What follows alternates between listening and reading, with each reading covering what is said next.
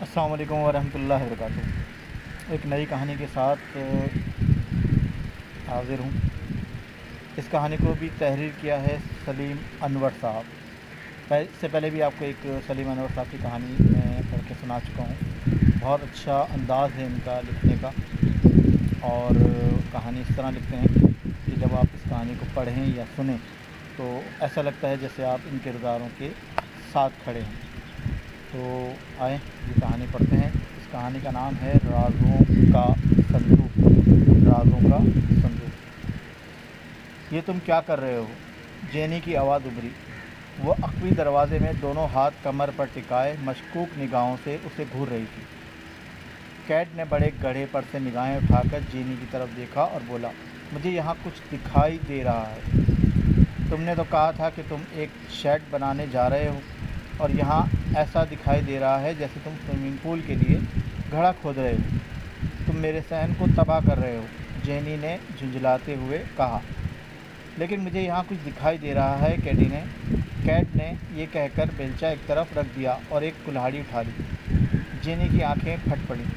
फिर यूं ही कैट ने कुल्हाड़ी ऊपर फ़ज़ा में बुलंद की, जेनी चीख उठी, नहीं, ये मत करो। कैट का उठा हुआ हाथ वहीं रुक गया। इसने पलटकर अपनी बीवी की तरफ देखा। जेनी का चेहरा फीका पड़ चुका था। कैट ने उससे पहले कभी अपनी बीवी को इस कदर खौफज़दा नहीं देखा था। क्या बात है डियर? इसने कदरे हैरत से पूछा।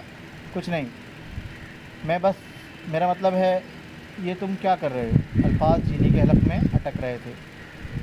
कैट ने घड़े की जानिब इशारा किया और बोला, इस घड़े में लकड़ी का एक संदूक दबा हुआ है। ये कोई ख़जाना भी हो सकता है। अहमकों वाली बातें मत करो, जेनी ने अपनी कैफियत पर कदरे काबू पाते हुए कहा। शायद कोई पुरानी लकड़ी होगी, इस पर वापस मट्टी डाल दो। कैट ने अपने जूते से इस लकड़ी के बक्स पर हल्की सी ठोकर मारी और बोला, ये अंदर से खोखला है। ये किसी का संदूक है।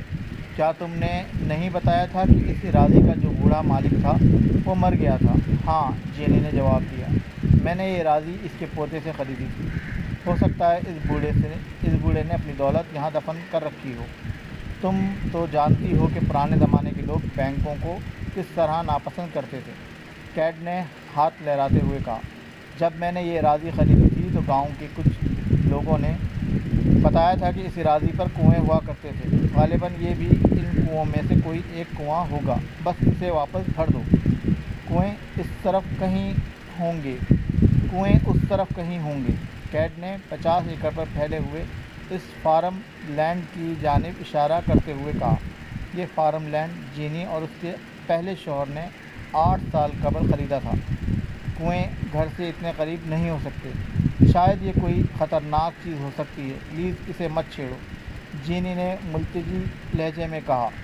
कैट ने अनसुनी करते हुए कुल्हाड़ी दोबारा फ़िज़ा में बुलंद की और एक ज़ोरदार ज़रब लगाई। लकड़ी टूटकर टुकड़ों में तकसीम हो गई और संदूक में से धूल उड़ने लगी। कैट ने आगे बढ़कर लकड़ी के टुकड़ों को हटाना शुरू कर दिया। अंदर कुछ मौजूद है, कैट ने अपनी बीवी से मुखातिब होकर पुरजोश लहजे में कहा।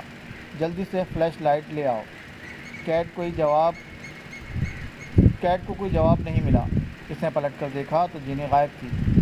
इसने शाने उचकाते हुए अपना हाथ संदूक पर कुल्हाड़ा मारने से बने हुए दरार नुमा सुराख में डाल दिया।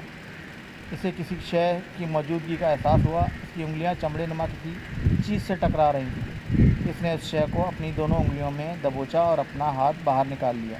वो एक बटवा था। इसने बटवे के गर्द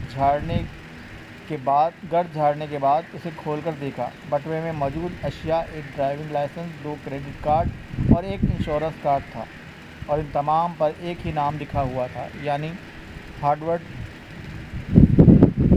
कैट का दिल सीने में तेज़ी से धड़कने लगा। फिर वो आगे की जानिब झुका और उसने अपना हाथ लकड़ी के संदूक में मज़ीद गहराई तक डाल दिया। अचानक उसने अपना हाथ एक झटके से बाहर खींचा और चारों हाथ पैरों के बल तेज़ी से घसीटता हुआ घड़े से बाहर निकल आया। इसके चेहरे पर खौफ, दहशत के तासुरात नुमायाँ थे और इसकी पेशानी पर पसीने की बूंदें चमक रही थीं। اس نے صندوق کے اندر گہرائی میں ٹٹولتے ہوئے جو کچھ محسوس کیا تھا اس کے بارے میں وہ کسی قسم کی غلط فہمی کا شکار نہیں تھا۔ اس کی انگلیوں نے جس چیز کو چھوا تھا وہ اس کے بارے میں پر یقین تھا۔ میں نے تم سے کہا تھا کہ اس گھڑے کو واپس بھر دو۔ یہ جملہ سنتے ہی کیٹ اچانک بکھڑا گیا۔ پھر اس نے پلٹ کر آواز کی طرف دیکھا۔ وہ جینی تھی اور اس کے داہنے ہاتھ میں ایک چھوٹا سا پستول تھا۔ کیٹ کا حلق خشک ہو رہا تھا۔ اس نے تھوک نکلتے ہوئے اپنا حلق تر کیا اور بولا، تم نے تو کہا تھا کہ لینی تمہیں چھوڑ کر چلا گیا تھا۔ میں جو کہتی ہوں تم سنتے کیوں نہیں ہو؟ کیٹ نے اس صورتحال سے کافی خوف زدہ تھا اور اسی خوف کے زیر اثر اس پر کپکپاہٹ طاری ہو گئی تھی۔ وہ کپکپاتی آواز میں بولا، ڈیئر سنو، میں کسی کو نہیں بتاؤں گا کہ میں یہ رسک یہیں نہیں لے سکتی۔ جینی نے ایک آنکھ بند کرتے ہوئے پستول کا رخ کیٹ کے سینے کی جانب کر دیا اور ٹریگر دبا دیا۔ جب فائر کی گونج ختم ہو گئی تو جینی نے کیٹ کی بے جان جسم کو گھسیٹ کر گھڑے میں پھینک دیا اور ایک آہ بھر کر رہ گئی۔ جب وہ لینی سے کہا کرتی تھی کہ وہ اسے مارنا پیٹنا بند کرے تو وہ بھی اس کی ایک نہیں سنتا تھا، اور اب کیٹ نے بھی یہی کیا تھا اور اس کے روکنے کے باوجود اس کی ایک نہیں سنی تھی۔ آخر یہ مرد اپنی بیویوں کی سنتے کیوں نہیں ہیں؟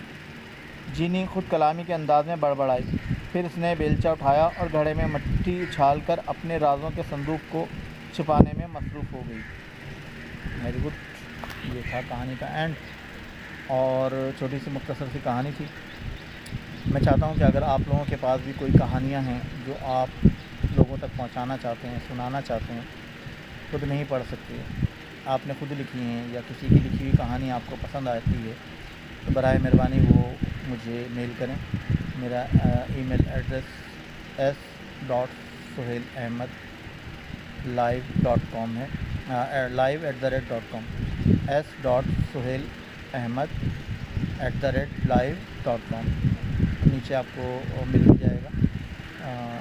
تو آپ اپنی جو کہانیاں ہیں مختصر ہوں، زیادہ طویل نہ ہوں، انشاءاللہ اسے ہم پڑھیں گے اور اپنے انداز میں بیان کریں گے۔ امید کرتا ہوں کہ آپ ضرور مجھے میل کریں گے۔ وعلیکم السلام ورحمۃ اللہ وبرکاتہ۔